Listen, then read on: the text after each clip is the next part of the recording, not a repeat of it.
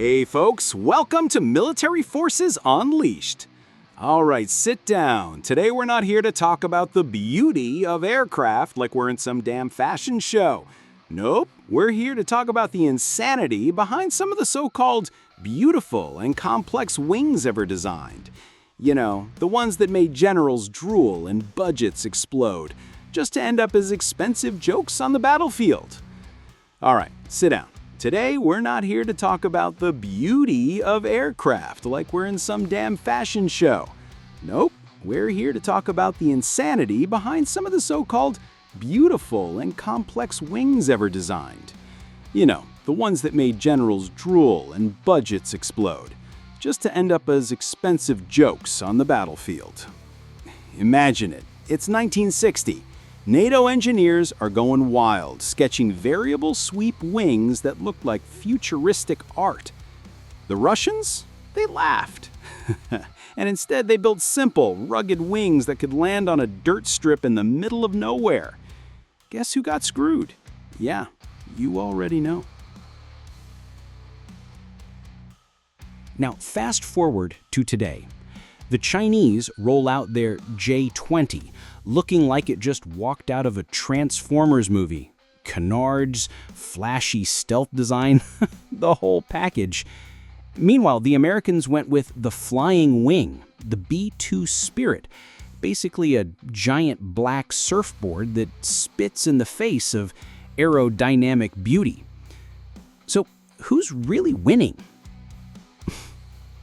On one side, you've got the perfect aerodynamic sculpture, straight out of sci-fi. On the other, raw functionality and deadly silence. And ironically, it's usually the ugly, quiet one that kicks ass. Military aviation keeps proving it. In geopolitics, the porcupine always outlives the peacock. Some wings are peacocks. Others, just very expensive ghosts.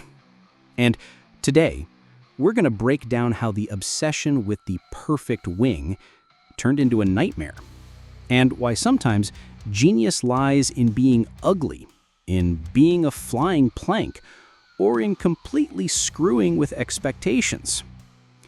Grab your popcorn, because aerial vanity versus stealthy ingenuity is a hell of a show. So what's the problem? Simple. Vanity. Military engineering sometimes forgets the whole point is to kill the enemy, not win a damn design award.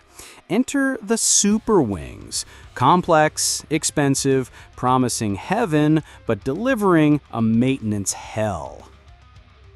Take variable sweep wings, the F-14, Tomcat, the Tornado. Gorgeous, right? They shifted mid-flight, giving tactical flexibility that looked like it came from another world. But every moving part meant more weight, more failure points, and a development bill big enough to make Putin cry in his vodka. It was like killing mosquitoes with a flamethrower, except the flamethrower cost as much as maintaining an aircraft carrier. And the madness didn't stop there.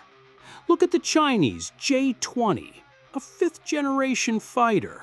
Canards, sharp stealth lines, aggressive design, like it was ripped out of a video game. China wants to show they're playing in the big leagues, too. That they can build beautiful and advanced wings. But at what cost? And does that flashy design actually translate into real combat effectiveness? Or is it just an expensive way of screaming, "Look at me! I've got a big one too!" It's like buying a Swiss watch to hammer nails. Gorgeous, sophisticated, but completely useless for the actual job, and absurdly expensive to fix when it breaks. The J-20 is that Swiss watch, complete with a shiny strap. Still unproven in the crucible of war.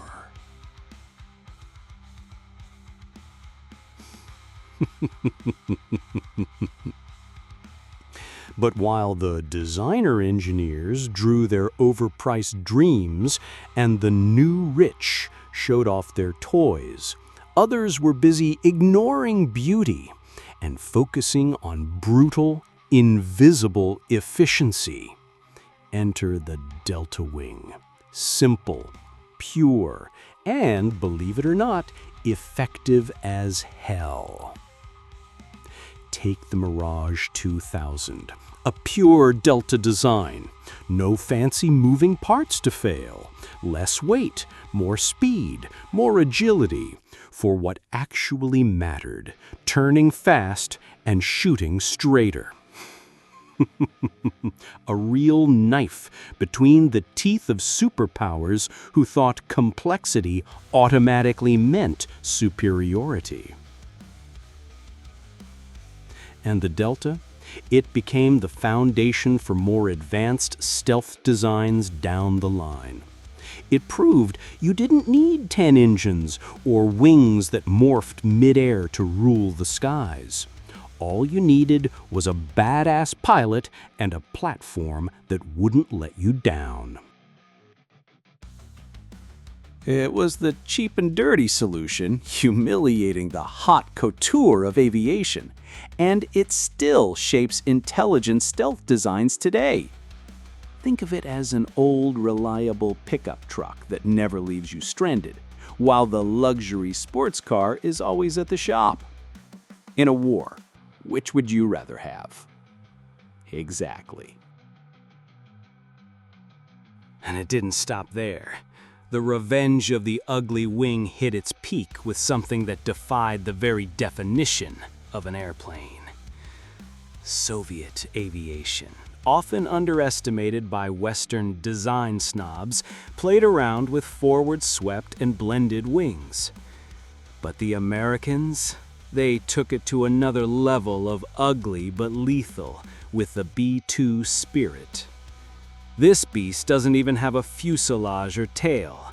It's literally a flying wing, a giant black bat in the sky, the exact opposite of classical aviation beauty. It looks like a damn alien triangle. Nobody looks at a B-2 and says, "Wow, that's beautiful." But it is the embodiment of silent effectiveness. While China shows off with the flashy, futuristic-looking J-20, the B-2 is the real nightmare, the future and the present rolled into one. Still unmatched. The B-2 isn't just about defense, it's annihilation cloaked in silence. Proof that stealth and invisibility beat any perfect wing you can sketch. In modern war, being seen is being dead. The B-2 flies over you, hits you, and you don't even know where the hell it came from. It's not pretty, but it's the deadliest thing that ever took to the skies. And China and Russia, still burning cash trying to, and failing to copy it. So what does wing design say about geopolitics? Everything. It says that chasing aesthetic perfection or needless complexity is often just arrogance. Superpowers think they can buy victory, that more expensive means better. They build $3 million missiles to take down $20,000 drones. They design wings that are engineering marvels, but break after 5 flights. They make fighters like the J-20, flashy as hell, but still unproven compared to the B-2, a giant, ugly flying wing that just vanishes into thin air. Meanwhile, tactical intelligence finds simple, cheap, and brutally effective solutions. Every win with a lesser or stealth-prioritized design isn't just a military victory. It's a slap in the face of the invincible army myth and the unbeatable tech propaganda.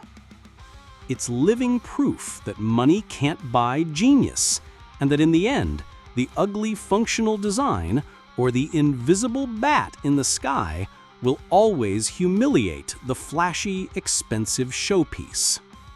It's David smashing Goliath with a slingshot, while Goliath and his buddy China argue over which shiny armor set to wear, never realizing the B-2 is already overhead. In the end, the battlefield doesn't care how beautiful your wing looks. It cares if it keeps you in the air and helps you send the enemy straight to hell. It's the eternal clash between brute force and adaptable intelligence, between unlimited budgets and limitless creativity, between pretentious beauty and lethal functionality. So, what's your wing of choice? The Chinese J-20, the flashy newcomer that looks like the future but still has everything to prove? Or the B-2, the ugly as hell flying wing that kills you before you even know it's there? And what does your choice really say about your military analysis? Are you the type who drools over complexity and marketing, or do you value efficient, invisible brutality? Don't be the clown impressed by empty beauty or cheap knockoffs. Hit that like button if you choose functionality over flash, stealth over showmanship. And if you don't subscribe, well, keep believing a J-20 can win the war alone against a wing you can't even see. Until next time, this was Military Forces Unleashed. Out.